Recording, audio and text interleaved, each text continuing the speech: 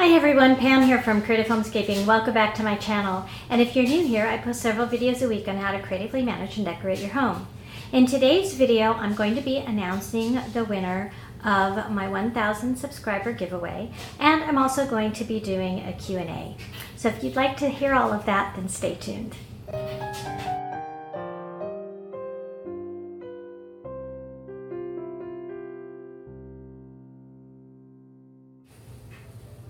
So I'm going to start with the Q&A and save the giveaway winner for the end. So I want to go through the questions that I received, and they fell into kind of two buckets. One was more YouTube related and the other was more personal related. So I'm going to start with the YouTube questions. So the first one was, how does your family feel about you starting a YouTube channel? Well, they were very supportive. I didn't tell them when I first started thinking about it. And then the first person I told was my younger daughter, whom you may have seen in my tea party video that I did, the Man Who Got Her Tea Party video.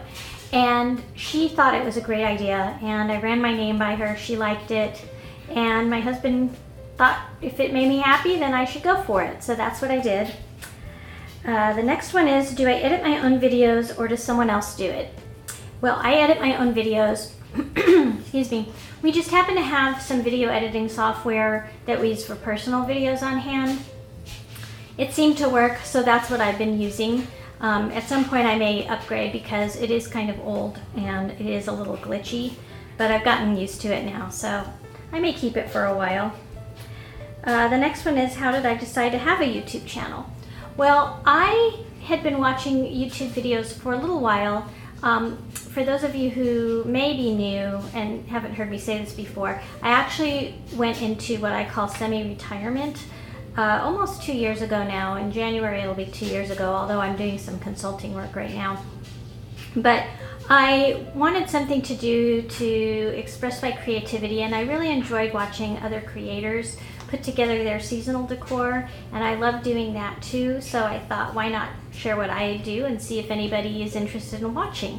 And apparently some of you are, since I have now gotten to the 1,000 subscriber mark. So hopefully I will be able to continue to do these videos for you. The next one is, how has being a YouTube creator changed my life? Oh, well, it changed my life in a way I really did not expect. When I started, I was thinking, oh, you know, I may get some snarky comments and I need to watch out for that. But what I didn't expect was that I would meet so many wonderful people from all over the world, literally all over the world, all over the United States, Canada, Europe, Australia, Asia, all over the place. And I feel like I've gotten to know these people because we chat through the comments or we chat on lives. So it's just been a really wonderful experience for me to meet all of these wonderful people. And then a similar one was, what inspired me to do the decorating videos? Well, I kind of touched on that. One thing I didn't mention though was that when I was younger, I thought about being an architect or an interior designer. I decided to go a different direction. I went into business. So I thought, well, that is really the passion I've had for the longest time. I love to do it in my own home. So that's why I decided to focus on decorating videos.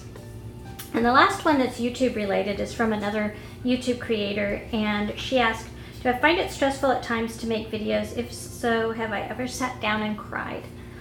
No, actually, I haven't sat down and cried. There was a period of time where I was feeling stressed because I felt like I wasn't able to keep up with putting out content, and I just didn't sometimes feel like decorating, and I felt almost bad that I didn't want to do a video. And so I had to tell myself, this is supposed to be fun. This is supposed to be a creative outlet. It's not supposed to be meant to give you stress. That's one reason why I went into semi-retirement, was to leave a stressful situation. So I decided I needed to step back and take some perspective, but it's never gotten me to the point where I cried over it, fortunately. I'm sorry if there are some of you out there who have felt that way, but try to think of it as being something fun to do, not an obligation to do for people. So that's it for the YouTube oriented questions. Now let's move on to some more personal questions. Okay, the first one I'm going to answer is, what is my favorite color? Well, usually I say my favorite color is blue. but I also really like purple. But I don't really use them that much in my decorating anymore. When my husband and I were first married, I decorated in blue and white, and I loved it, and I still love it. But now I'm going for a little bit more neutral look in my house because I like to decorate for the seasons. I feel like having neutral decor in the background for the larger pieces will make it easier to switch up the colors if I decide I want to use a different color for the seasons. So I actually use yellow kind of as a neutral in the paint color in my house because I think yellow looks good with everything. So for decorating, I would have to say yellow is my favorite color. But overall, blue, purple, jewel tones of any sort I like, but blue is my absolute favorite.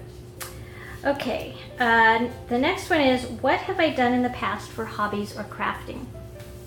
I used to do a lot of hobbies when I was younger. I did embroidery, I did needlepoint, I did petty point, I did counted cross stitch.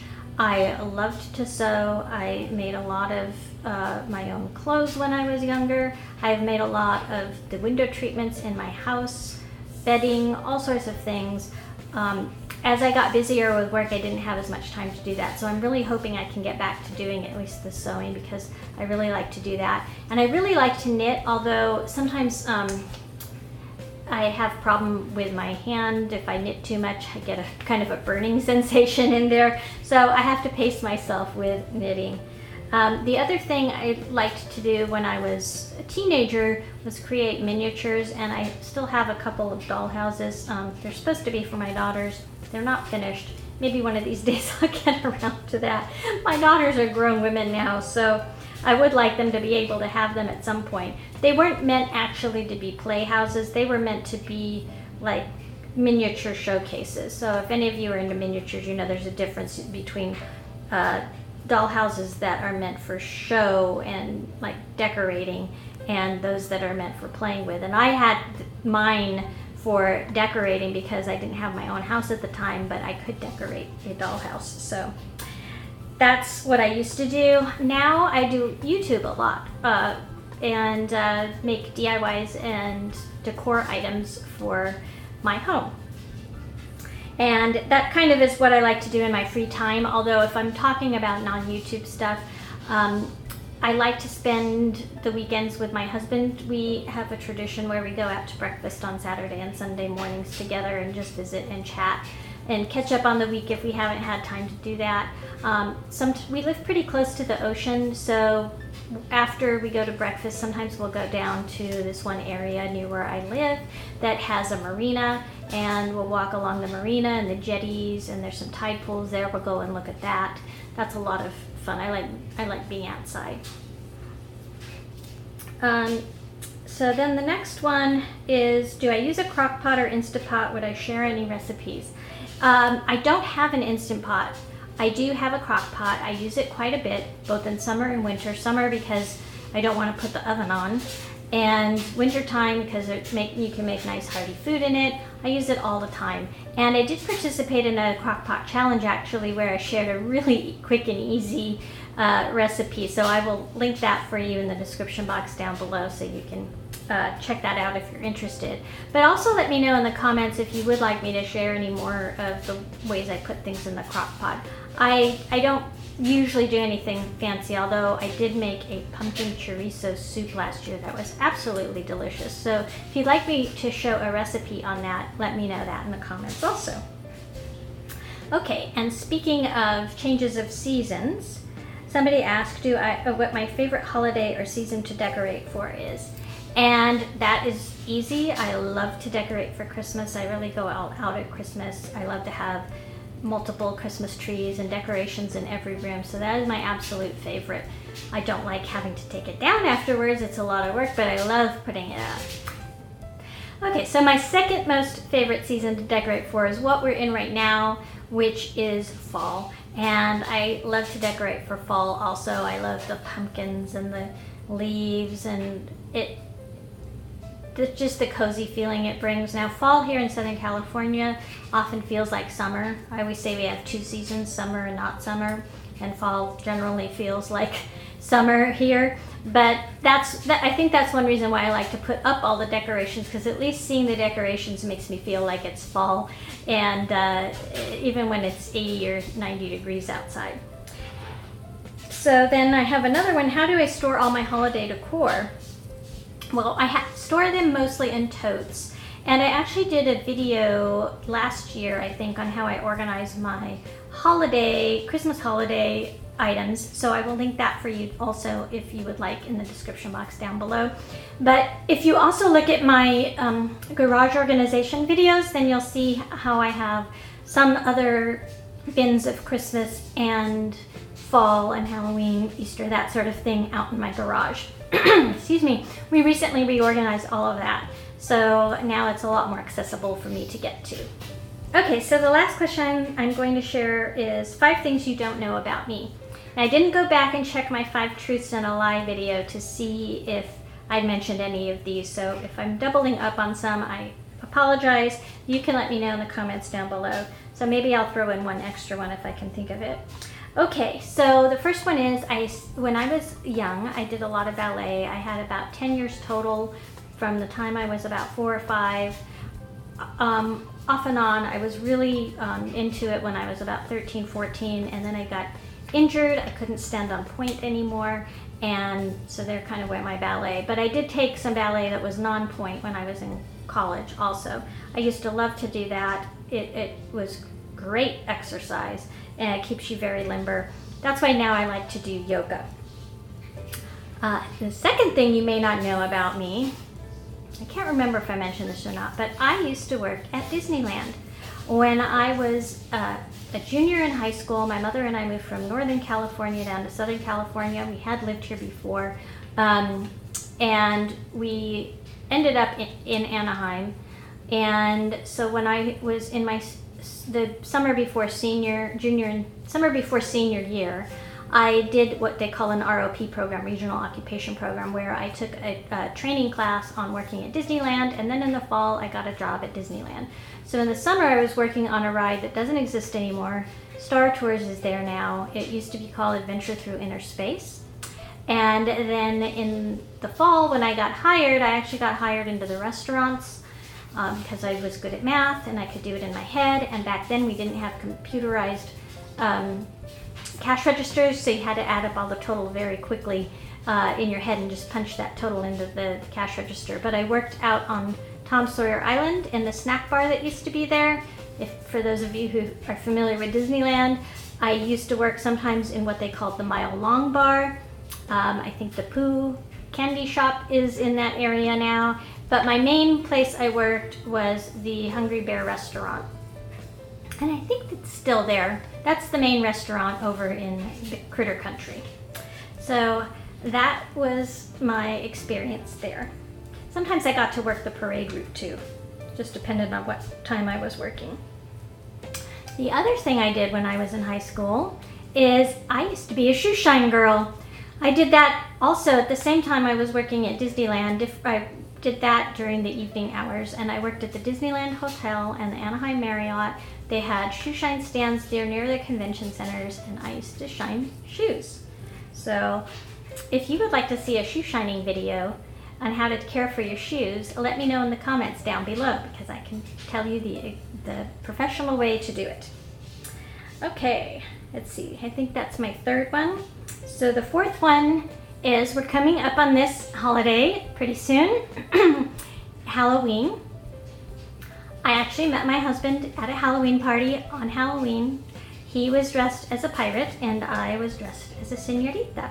I may have mentioned this in a video, but you might have missed it before. But instead of a parrot sitting on his shoulder, he had this little kind of floppy stuffed cat animal. And I'd gone to this party with a good friend of mine, and she happened to know my husband. They had a class together at college, and so we all just started chatting, and here we are, married for 30 years. It will have been 32 years this Halloween that I met my husband.